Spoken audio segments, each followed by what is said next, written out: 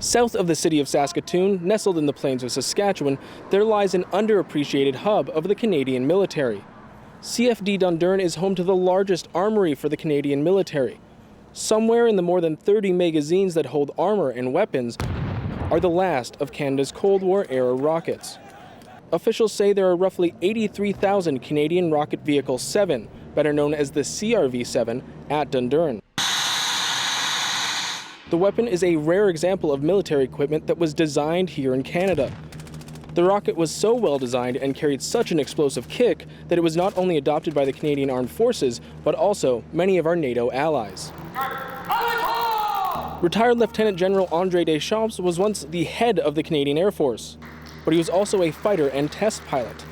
He used the CRV-7 throughout his career.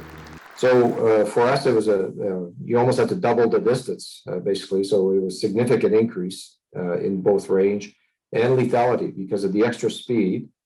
The rocket, or the warhead, when it did impact, had a pretty devastating effect on whatever it was aimed at.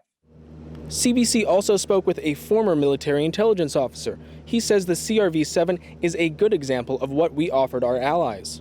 We're not going to be able to stop a world war by ourselves. We have to work with our friends. It's no good if I've got 9mm ammunition and you've got 45 caliber ammunition and we go to battle and one of us runs out of ammo. You can't help the other. So we talk to each other, we work with each other, and when somebody's got a good idea, we share it. The Canadian Armed Forces stopped using the CRV-7 back in the mid-2000s. Now they're set to be disposed of.